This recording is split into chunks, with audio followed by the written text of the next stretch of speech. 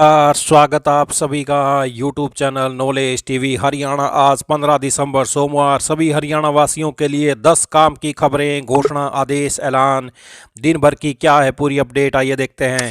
हरियाणा की सबसे तेज सबसे सटीक जानकारी के लिए चैनल को सब्सक्राइब जरूर कर लें। तो चलिए देखते हैं हरियाणा वासियों के लिए 10 बड़ी खबरें, घोषणा, ऐलान। पहली बड़ी घोषणा, हरियाणा सरकार ने भावांतर भरपाई योजना के अंतर्गत बाजरा उत्पादक किसानों के खातों में 380 करोड़ रुपए जारी किए हैं।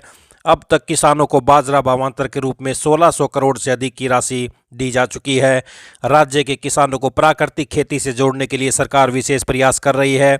31,873 एकड़ क्षेत्र में प्राकृतिक खेती करने के लिए 19,723 किसानों का सत्यापन किया जा चुका है। इस योजना के अंतर्गत 2500 किसानों को 4 ड्रम प्रति किसान की दर से 75 लाख रुपए और 523 देसी गांव की खरीद के लिए 1 करोड़ 30 लाख रुपए अनुदान राशि सीधे बैंक खातों में स्थानांतरित की जा चुकी है।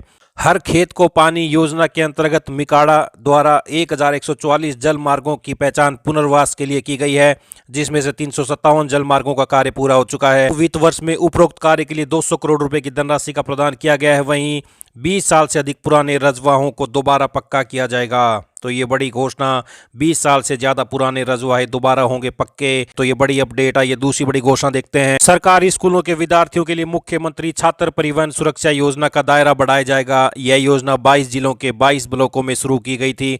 अब जहां से भी मांग आएगी वहीं योजना का लाभ दिया जाएगा। सरकार विद्यार्थियों के वाहन के आने जाने का खर्च वहन करेगी। कई अन्य बड़े योजनाएं शुरू होंगी। यह निर्णय सीएम नायब सैनी की अध्यक्षता में शिक्षा विभाग की बैठक में लिए गए हैं। तो मुख्यमंत्री छात्र परिवहन सुरक्षा योजना का दायरा बढ़ेगा। 7-8 गांव का क्लस्टर बनाकर मोबाइल डिजिटल लाइब्रेरी बनेगी। शुरुआत मोरनी से होगी। तो ये बड़ी अपडेट। आइए अगली बड़ी घोषणा देखते हैं। प्रदेश भर के अनुसूचित जाति के विद्यार्थियों को अब उच्च शिक्षा ग्रहण करने के लिए सरकार की ओर से मदद दी जाएगी। इसके लिए पहली बार वन टाइम रजिस्ट्रेशन व्यवस्था शुरू की गई है, ताकि विद्यार्थियों की वन टाइम छात्रवृत्ति की राशि उपलब्ध कराई जा सके। प्रदेश भर के विद्यार्थियों के लिए मुख्यमंत्री मेधावी छात्र योजना की शुरुआत की गई है, ताकि कोई भी छात्र आर्थिक तंगी के कारण उच्च शिक्षा से वंचित न रह सके। इसके लिए विद्यार्थियों को अब 1,11,000 रुपए की वन टाइम छात्रवृत्ति की राशि दी जाएगी, जिससे विद्यार्थी अपनी पढ़ाई के साथ किताब लेने पर खर्च कर सकेंगे। हालांकि यह छात्रवृत्ति केवल उन अनुसूचित जाति के विद्यार्थियों को दी जाएगी जिनके परिवार की वार्षिक आय 2,50,000 रुपए तक है। वर्ष 2025 में 12वीं कक्षा में 90% अंक या इससे अधिक अंक प्राप्त करने वाले अनुसूचित जाति के विद्यार्थियों को यह छात्रवृत्ति दी जाएगी। इसके लिए विद्यालय शिक्षा निदेशालय की ओर से विद्यार्थियों के नाम मांगे गए हैं। विभाग की ओर से 18 दिसंबर तक सभी विद्यार्थियों की सूची मांगी गई है, ताकि सभी विद्यार्थियों को योजना का लाभ मिल सके। सभी विद्यार्थियों को बैंक खाते की जानकारी मांगी गई है, क्योंकि छात्रवृत्ति की राशि सीधा विद्यार्थियों के खाते में डीबीटी के माध्यम से भेजी जाएगी। प्रदेश भर के अनुसूचित जाति के विद्यार्थियों को 1,11,000 रुपए की मिलेगी वन टाइम छात्रवृत्ति। आइए अगली बड़ी घोषणा देखते हैं। सोने के दाम में आज 15 दिसंबर को ऑल टाइम हाई पर पहुंच गए हैं। 10 ग्राम सोने की कीमत 732 रुपए बढ़कर 1,33,442 रुपए प्रति 10 ग्राम हो गई है। इससे पहले यह 1,32,710 रुपए पर था। वहीं चांदी के दाम में आज गिरावट है। 2,958 रुपए गिरकर 1,92,222 रुपए किलो हो गई है। इससे पहले ये 1,95,180 पर थी। आइए अगली बड़ी घोषणा देखते हैं। गलियारे में चर्चा हो रही है कि हरियाणा सरकार के अस्थायी कर्मचारी उस जादू वाले सर्विस सिक्योरिटी पोर्टल का इंतजार कर रहे हैं, जिसके बारे में लगभग 2 महीने पहले मुख्य सचिव की तरफ से पत्र जारी किया गया था। अस्थायी कर्मचारी इस सर्विस सिक्योरिटी पोर्टल का इंतजार कर रहे हैं, मगर उनका इंतजार लंबा होता जा रहा है। मुख्यमंत्री नायब सैनी ने विधानसभा चुनाव से पहले 5 साल की सेवा पूरी करने वाले अस्थायी कर्मचारियों को सर्विस सिक्योरिटी का लाभ देने का फैसला किया था, मगर फिर भी कुछ विभागों ने इसका लाभ दिया। इसके बाद मुख्य सचिव ने पत्र निकाल दिया कि इसके लिए एक पोर्टल लॉन्च किया जाएगा। उसके बाद इस सर्विस सिक्योरिटी के लाभ पात्र कर्मचारियों की आगे बढ़ाई जाएगी। तब से यह कर्मचारी पोर्टल का इंतजार कर रहे हैं, मगर यह पोर्टल भी तैयार नहीं हो पा रहा है।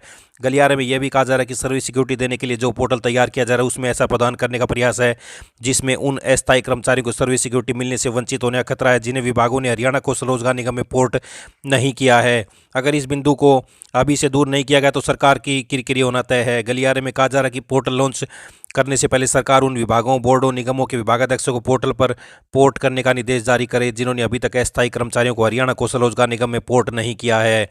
तो अस्थायी कर्मचारियों को सर्विस सिक्योरिटी पोर्टल का इंतजार, लंबा इंतजार होता जा रहा है। आइए अगली बड़ी घोषणा देखते हैं। धान के बजाय दूसरी फसलें लगाने पर प्रति एकड़ 7 से 8 हजार रुपये मिलेंगे। राज्य में पानी बचाने के लिए सरकार की ओर से मेरा पानी मेरी विरासत योजना चलाई गई है। इसका उद्देश्य धान के बजाय मक्का, कपास, बाजरा और दाल जैसी पानी बचाने वाली फसलें उगाने के लिए किसानों को प्रोत्साहित करना है। सरकार की ओर से किसानों को धान की जगह दूसरी फसल बोने पर 7 से 8 हजार रुपये प्रति एकड़ दिए जाते हैं। सरकार का मकसद जल संरक्षण करना है। पानी वाली फसलों के बजाय कम खपत वाली फसल से राज्य के में भूजल का बचाया जा रहा है। जिन क्षेत्रों में पानी की कमी है वहाँ भूजल स्तर को गिरने से रोकना है।